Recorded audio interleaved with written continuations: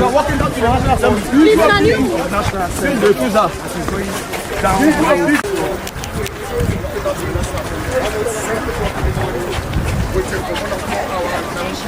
That's why we know we enter. No, we don't enter. They have leads you straight to the second gate. They've already beaten the first gate. And Stoneboy, I agree with you. Welcome.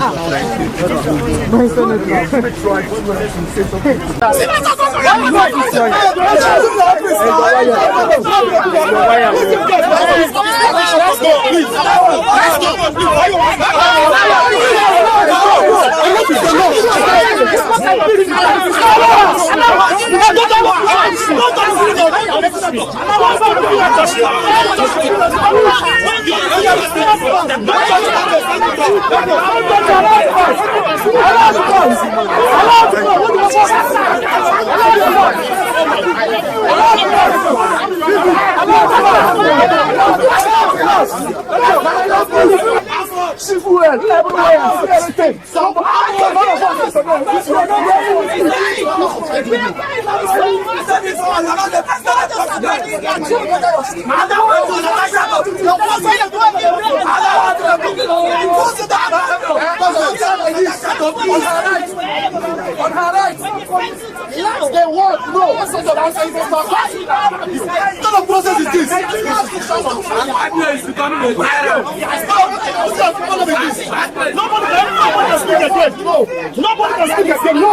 Functions today. As a matter of fact, I'm disappointed on two grounds. One is the number of armed policemen that we met outside, all well kitted with guns, charged at a female senator who is unarmed with her people here, patriotic Nigerians. And the second thing is the fact that the Senate, under the leadership of Godswill Akpabio, have decided to become lawbreakers, and by denying me entrance into the chambers to resume my duty. There's been some conversations in the media by his own team trying to twist the narrative that the judge did not order my reinstatement, and I'd like to clarify that. You see, pursuant to Section 318 of the 1999 Constitution, it is very clear that decisions of a court comes in 5 ways. It could be a judicial decree, it could be a sentence, it could be an order, it could be a conviction, and it could be a recommendation. So an order is just one of the 5 decisions that a judge can pronounce over any case, and mine tilt towards a recommendation. Now, you would think that a recommendation is a voluntary. That means the Senate has either they comply or they have the right not to comply. But I'd like to clarify that. Again, if you go further to the to Section 287, subsection 3 of the 1999 Constitution, again, it actually specifies in clear terms that decisions, that's any of these 5 decisions of any of the Nigerian courts, are binding and enforceable on every Nigerian and every authority. So what that means in simple terms, whether they mention that the Justice Binta Nyako of the Federal High Court made an order or made a sentence or made a judicial decree or a recommendation, whatever, however they want to interpret the literal words, interpretation of the words, it is still a decision of a court and it is still binding on the National Assembly. The second issue that I have seen withering around the media is that the Senate appealed the judgment. And I mentioned it, I'm saying it clearly. Hamza, can you please give me, where's Hamza? Let me have that page, please. Let me have the appeal. Let me show them the appeal.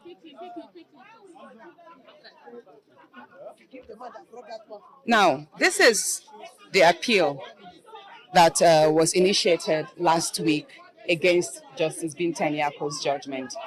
It is clear that it is not the National Assembly, neither it is the Senate that appealed the judgment. It's Akpabio himself. Read it. The President of the Senate of the Federal Republic of Nigeria, Senator Godswill Akpabio, he is the only appellant. The National Assembly has not appealed that judgment. The Senate has not appealed the judgment. The Committee on Ethics has not, that suspended me wrongly, has not appealed the judgment. As a matter of fact, Senator Akpabio joined the clerk of the National Assembly, the entire Senate, and the chairman Committee on Ethics as joint respondents to the case. That means Akpabio has taken the National Assembly and the Senate and the clerk and the committee to court as well. Do you understand? That must be clarified. So there is no reason whatsoever, contrary to the publications I read yesterday, that I should not resume today because the Senate has appealed my suspension judgment, and that's wrong. The Senate did not. Your own appealed judgment. But what I appealed, there's the contempt, and that is separate. The judgment came in two parts. One was to address the contempt, which is based on the satirical letter, which I made, or the satirical apology letter, which I made on Facebook, which the judge thought it wise in her own stride that that amounts to contempt. But I'm saying clearly that that does not amount to contempt or backwards, because before Justice Binti Nyako was not the matter of sexual harassment or the matter of suspension. And what I would say clearly, hold on, what I would say clearly here is me appealing the contempt does not in any way invalidate the decision of the court that mentions me resuming. And I'll say this again, in as much as the judgment, Justice Binti Nyako's judgment was the most watery of all the suspension judgments we've had, taking into consideration Senator Aline Dume's and Senator Omar Gege's suspension. But there is one particular portion of her decision which I want us to hinge upon, where she mentioned that that my suspension is actually excessive, and that being suspended for 6 months actually will prevent my ability to carry out my constitutional functions as stipulated in Section 63 of the 1990 Constitution. Now, what does Section 63 of the 1999 Constitution mean? That every senator in this and every parliamentarian is to attend a sitting not less than 181 days per year to carry out my constituted functions. And what are the constitutional functions of a senator? One, legislative, which I'll do in there. Second is oversight of the executive. And third is representative of my people. So that means what Justice Binti Nyako told the National Assembly is that not only is my judgment excessive, but it will also deprive me of carrying out my constituted duties of which I was elected according to the Nigerian Constitution. That is Section 63. So that means my suspension is illegal. If you look at that, because anything that contravenes the Nigerian Constitution is illegal, and the National Assembly cannot be greater than the Constitution. They're now coming down again based on the appeal. Akpabio himself cannot be greater than the courts, cannot be greater than the Constitution. And I want Nigerians to know that the office of the Senate President, Akpabio himself, does not give me my legitimacy as a senator. Well, of course I...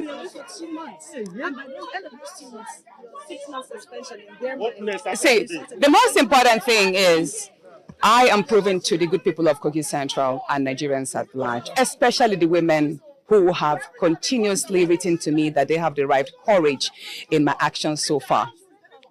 Now, the fact that I've been denied entrance is a statement being made.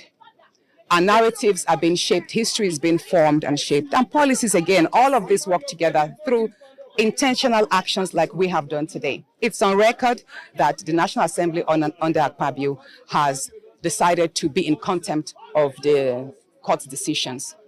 And it's quite ironic because they are actually lawmakers. So that puts to question how far and how ripe is Nigeria's democracy in this day and age. So, however, if we decide to turn our backs and go home, we are not ignorant of the fact that the National Assembly is most likely going to go into recess tomorrow for 2 months, and they will resume pretty much in the last week of September.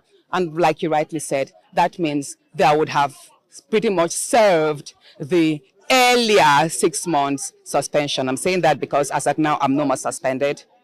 And there's something very important I would like to say. Even the suspension ab initio was fraudulent because the document that recommended my suspension was not attested to by the senators, the members of the committee. It was just an attendance sheet that was photocopied as their signatures. And if we had to go through that, that means ab initio from the onset, the suspension is wrong because the documents, the recommendation itself was faulty. So that's having mentioned that. Going forward, I'm going to have a meeting with my legal team, and then most likely they will have to probably proceed to the appellate court to seek interpretations of what has just happened, because we are law-abiding citizens. Everyone here who has accompanied me, you can see no one is unruly, even though some have vehemently decided to express their dissatisfaction with the system. I am a law-abiding citizen, and it is very important I do mention, and Nigerians should know that even though we do have 2 federal government criminal cases against me, they are on criminal defamation simply because I spoke up on the threat to life. And everybody has a right to speak up on their threat to life. And Nigerians should know that I am not facing charges of corruption. I'm not facing charges of embezzlement. I'm not facing charges of drug abuse, and neither am I facing charges of murder.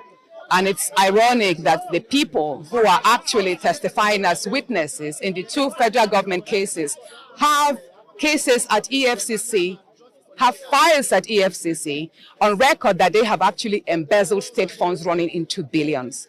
So it's really, let me say this, it's very important I do mention the flip of our judicial system, the flip of how institutions are being utilized to oppress people who are innocent. If this is a country that if Nigeria works, if our institutions are truly independent and strengthened, then there's no reason why some of these fellows who sit there as senators should even be in the Senate in the first place. They should actually be behind bars, and I'm saying that. And I do pray and hope that it is by my actions today and by voices of Nigerians all around, whether in the country or in diaspora, that we speak up and ensure that this injustice that is being meted against me, this persecution meted against me, will not stand, so that their daughters will not suffer, so that their wives will not suffer simply because they spoke up against sexual harassment. And I'm sorry I have to mention this, because you see, people have wondered, Natasha, how come there's so much hate? How come you were suspended for 6 months? Just the day after you tendered your petition on sexual harassment, you were suspended. And then there was the fraudulent recall. We all saw how we survived a recall. And then there's been a whole lot of attacks against me, which by the grace of God I've survived. And whenever people ask me, Natasha, why is there so much hate from the Senate president against you? Why is that the institutions have turned against you, even though, by and large, you are pretty much one of the fairest senators or politicians in Nigeria? And I tell them, this is just an iceberg of what I have had to suffer and endure in the Senate under Akpabio's leadership for the last 1 year. Many of you thought that my speech on that floor, when I told him I was not afraid of him, and I did mention, I said, if you make me speak to the media on what I have had to endure in your hands, you know, it will go pretty. And that's to let Nigerians know that that outburst I had on the floor was just a compilation of so many wrongs that Akpabio has meted against me. And I will say this, pretty much it's a shame that we have had so many good Senate presidents. We've had Chuba Akpadibo of blessed memory. We've had Senator David Mark. We have had Bukola Saraki. We've even had Ahmed Lawal, who is a senator right now. And I'd say this pretty much is the worst assembly Nigeria has ever had. And I hope we will not have to suffer this anymore, because it tells a lot on the individual. And I've said this before, and I'm saying it again. The Senate President, Godswill Akpabio, runs the Nigerian Senate as if it's the third-term governor of Akwa Ibom. Many senators are afraid. You've all seen what happened. You are not allowed to speak. When you try to speak or air your views on certain issues that are critical, you get shut down if it does not conform with what he wants. So far, I've not been given any official reason. I've only read on the papers yesterday that I should not resume today because the Senate has appealed. And that is why I presented to you that the Senate has not appealed the judgment. It is Akpabio himself. He is abusing power by willing the entire institutions to fight me. It's a personal vendetta that Akpabio is unleashing on me by hiding under the whims of the institutions, and it is wrong. It is totally wrong, because you can't have his own senatorial district deprive the Kogi Central of representation. There is just no reason why these gates should not be open. But by and large, considering the fact that the Senate is vacating tomorrow, whenever they deem it fit to resume, we would resume as well. So what matters most is All the pressures and all the calls of me apologizing for no wrong that I did, I have refused to do that. So if it means staying the entire 6 months for an unjust suspension, which I'm repeating again, has been quashed by the courts, so be it. I have pretty much been busy with my constituents on the brighter side. You've all seen, we've been carrying out a lot of projects in the past few months. And that is true to my nature, because I am a technocrat. I'm a lawyer. I'm an oil and gas expert. My formative year in my career were in the oil and gas industry. So I got into politics because I wanted to create a different mark for other people like me who wants to venture into politics. I also got into politics because I want to intentionally raise the standard of leadership. It's enough for us in Africa to sit down and admire leaders or politicians from other smaller African countries, not talk of the European world and the other Western world. So I hope that with this journey so far, however it goes, people should muster strength from me. And I hope that 2027 will have more courageous, younger, educated, intentional leaders that will be elected into office so that together we can change the narrative of Nigeria. And thank you so much for your love and support. And change her seat. Even when she was calling on order 10 and 11 of her order of privileges as a senator, the Senate president unilaterally, he did not know that he was on hot mic. He said put her on suspension and let the sergeant at arms take her out. Meaning even before Senator Akpabio sent that memo to the miserable committee, he had already decided to suspend a senator who was elected like himself. And today in Nigeria, a court of competent jurisdiction has instructed the National Assembly to recall Senator Natasha. Senator Akpabio decided to go and appeal and claim that it was the National Assembly. That appeal was not done by the National Assembly. It was done by Senator Akpabio.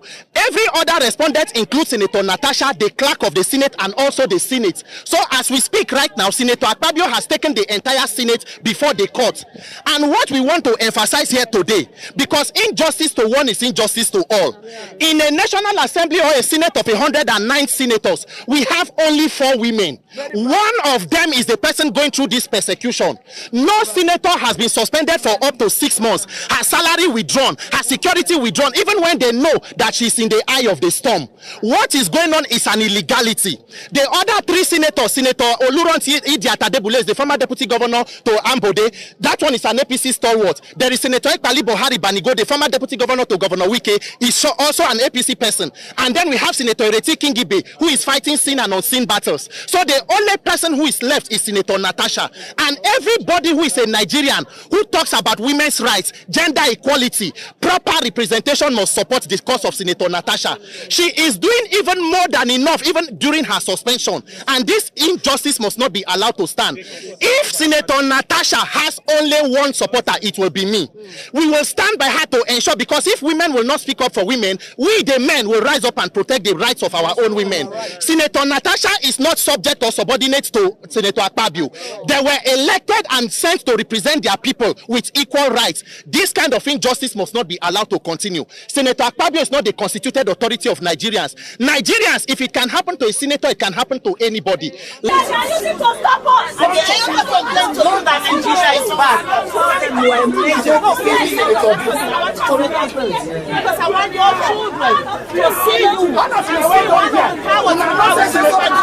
refused to stand for justice, who stand for injustice, who allow themselves to be willing to oppression. Sir, you are one of the problem, and you one of the problems, and you must take responsibility. You stop us having senator from doing it, because a man like you cannot enjoy what we can enjoy. It tells you to stop the game. And you are shameless, and you cannot do it. Shameless, stop the game.